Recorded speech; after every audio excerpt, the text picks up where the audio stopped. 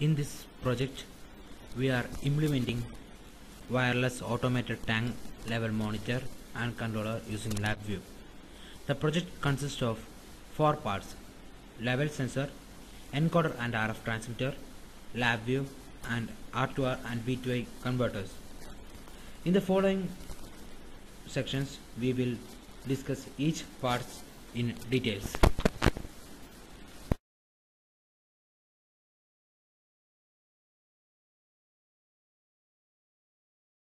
Level sensor is used to measure the present value of water. It is a discrete water level sensor. This is one of the simplest method because of the time limit for this project. For practical application, we will go for continuous level sensor rather than a discrete one. In this level sensor, transistors act like switches. Base of the transistor is connected to the sensor lead. There is one lead at the zero level of the tank, and it is energized by 10 voltage battery. The other lead to the base of the transistor is fixed at the desired height. So now the collector base junction of the transistor switch is off. Since one lead is at the zero level and other is at the different height, say 2 cm, as long as there is no connection, the switch is off because collector base junction is open. When we pour water and when it reaches 2 cm from zero level, then the circuit closed and switch the transistor turned on. By include the video so that the working is more clear to the viewers. We got for 10 discrete transistors in this experiment. The simplicity is that the circuit is cheaper and no complications in connections, and it is easy to understand. But the main is the error in the measurement. We are mainly focusing on the LabVIEW and wireless automation. This is the first section in the project and it is completed successfully. Inference from the level sensor making R.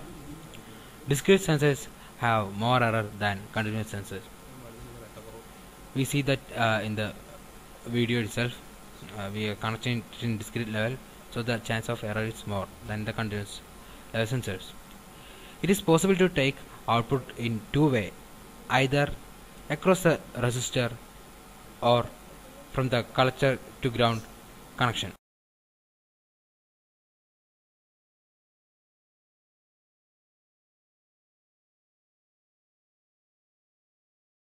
This is the truth table of the 64 encoder, which contain D1 to D5, the transistor switches, and A0 to A3 as encoder output. The logic level implementation without a microcontroller is complicated. So for encoder, we use a microcontroller which is 8051. This is the Proteus simulation of the encoder we used in this project. The level sensor contains 15 discrete level, and it is necessary to convert the 15 binary signals to a 4-bit signal for transmission. This is done using the encoder. The encoder is implemented using 89C51 microcontroller. The port P0 and P1 is connected to the 15 output coming from the level sensors. In Proteus, we use switches to simulate it. Actually, in reality, the switches will be replaced by the level sensor output, the 4-bit output obtained from the port P2. The 89C51 program is done in assembly language and it is converted to hex file using 8051 simulator. We burn the hex file program to a 8051 controller so that the controller execute the written code. The encoding program is simple, in which we just compare the input and move the desired output to the port 2. For example, if the water level reaches level 2, then the switch 2 is activated. The level sensor, which we already described in the previous video section, then the binary output from the encoder is need to be 0010, and this is the basic working principle of encoder, which will be more clear by watching the simulation rather than a simple hardware structure. By double clicking the programmer in the Proteus simulator, we can actually choose the hex file which is need to be run on background of the actual simulation. So here from the screen itself we can see that the encode.hex file is the file which is running in the microcontroller. So the simulation actually execute the encoder program and work like an usual real world program. In the Proteus simulator, the switch S1 and S2 are on stage, which is indicated by the red color. In the real world, this indicates the transistor switches which will be turned on when water level reaches the height. The desired encoder output is 0010, and from the figure itself, the diode D2 turned on, which is indicated by the red light, and all other outputs are off. So 0010 is the output, where D4 is the MSB and D1 is the LSB. Similar to the previous example, now up to switch S6 is turned on. In real world, this indicates the 6th transistor which is turned on when water level reaches that height. Now come to the wireless transmission portion of this project. We are using ASK transmitters for doing this wireless communication, because ASK transmitters are much simpler for transmitting wireless radiations. Actually they are transmitting radiations in 433 megahertz, and we got a distance up to 15 meters without any problem. The transmission and reception is done with the help of two IC, HT12D and HT12E. This is the video of encoder and RF transmitter working together.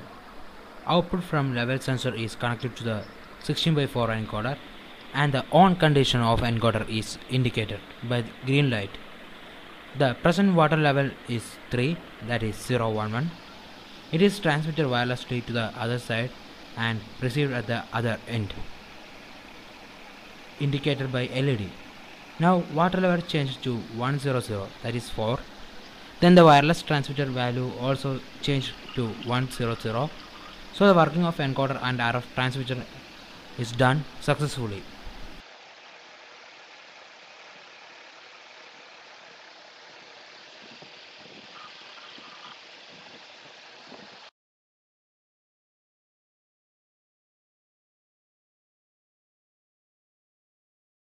In this project, the controlling action is implemented in LabVIEW.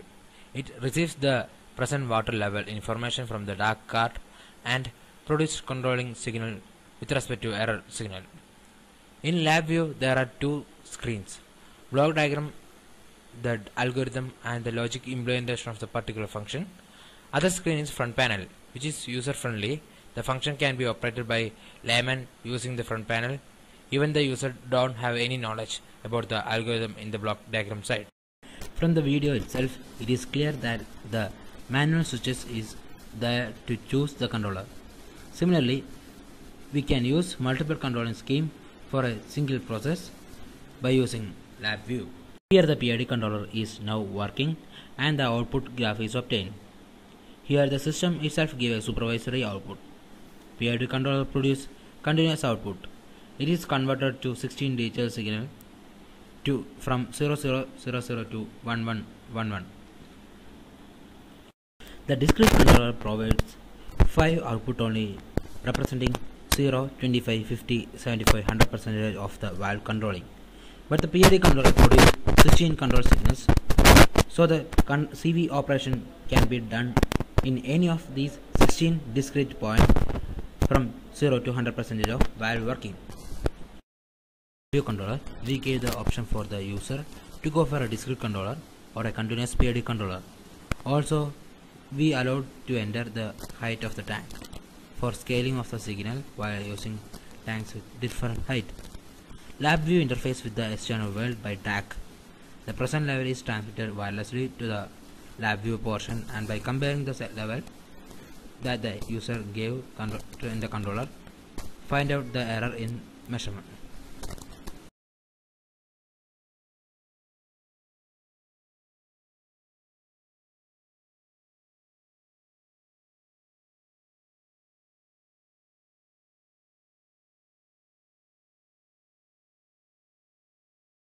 This is basic R2R ladder logic, which is actually a digital to analog converter. Actually, we obtain the output control signal from the DAC, data acquisition system, which is connected to LabVIEW. So the LabVIEW actually produces the controlling signal, and we obtain the output controlling signal using DAC to the external world.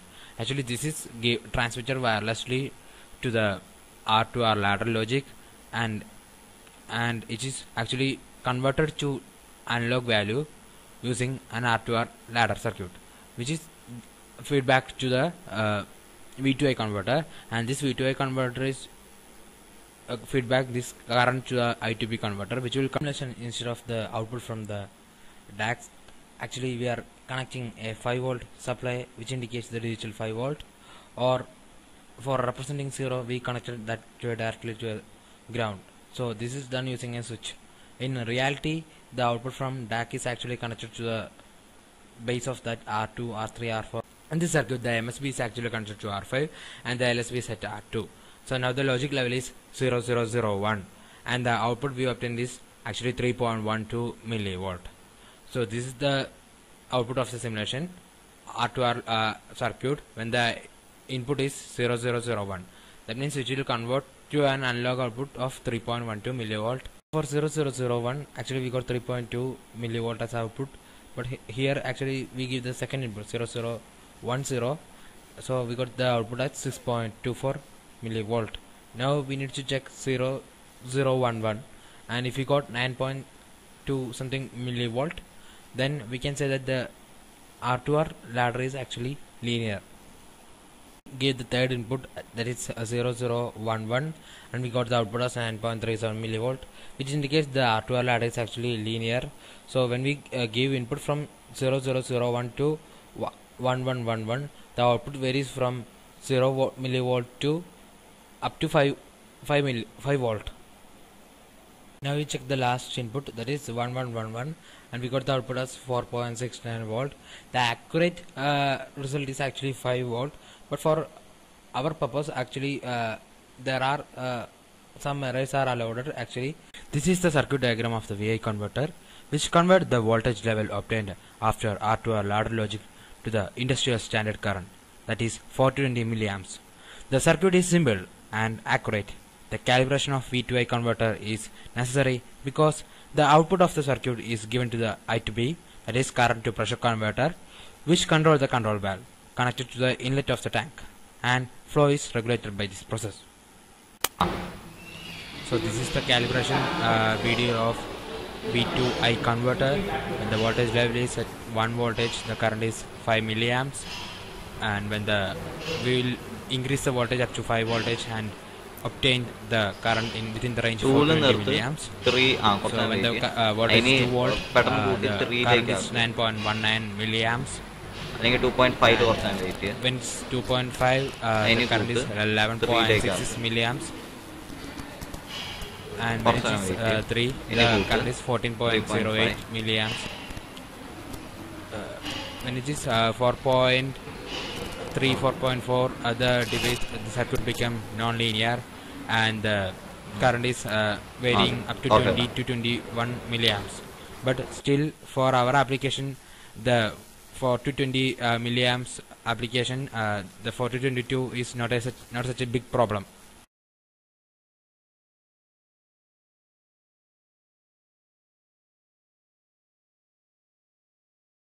In this project, the major limitation is the use of control valve. Control valves are so costly and we can't afford that. So instead of a closed loop, we here explain the working by the V2I converter output. The control valve is operated by pressure developed by I2P converter that convert 4 to 20 milliamps from V2I converter to the 3 to 15 psi. Here, when the current level increases more than the set value, then the inlet valve of the processor needs to be closed. That is, more output from the V2I converter. Initial position of the valve will be at 50% open level, that is 12 milliampere from V2I converter. If the present level is more than the output of the V2I need to be more than that of 12 milliamps, say 60 milliamps, then the more pressure from I2P close, the TV from 50% open to 25% open condition. This will regulate the level. If the present level is less than set value, then the control valve needs to be opened more. So the current and pressure need to be reduced, that is less than 12 milliamps. Here in this video we use to show VI to I converter output with respect to LabVIEW controller signal. In the figure the present level is 15 cm and there is an error of 5 cm. Since the set level is much more than that of present level, the water level needs to be raised. So for this the current output needs to be less than that of 12 milliamps, so that the control valve will open more and more inlet flow will occur. And here in the example we got the output as 11 milliamps, which is less than 12 milliamps. This will cause the control valves to open more and more inlet flow will occur. This will increase the level and maintain the present set level. As the present level is increasing and it is more than 20 now, somewhat 23, and it keep on increasing. So the current need to be much higher than that of 12 milliamps, so that the control valve closed and we regulate the inlet flow. So this by now this is the manual selection of controlling strategy that is adopted here. I already said that we have two controlling actions. One is discrete and the other is PID controllers. So the user can actually select the controlling mode that he want to use for their particular application.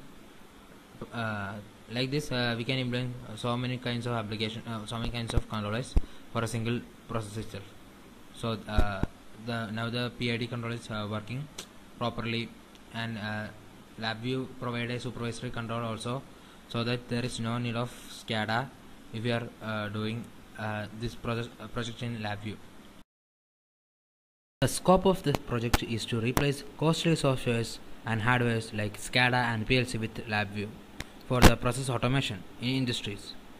This is a new approach in which we initially studied the difficulties in PLC and SCADA based system.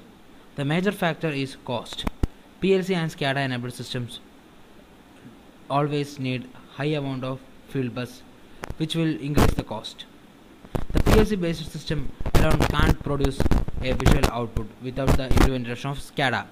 So for every PLC we need a separate SCADA controlled system to monitor and to. If we use the LabVIEW instead of PLC controller, a LabVIEW enabled system need a computer and a DAC system only. By this method the communication between PLC and SCADA can be avoided, because each controller in LabVIEW enabled system can able to produce a controlling signal as well as monitoring signal also. So there is no need for SCADA for supervisory control action. The following example is a real-time problem. We compare the architecture in PLC SCADA with our own developed architecture in LabVIEW.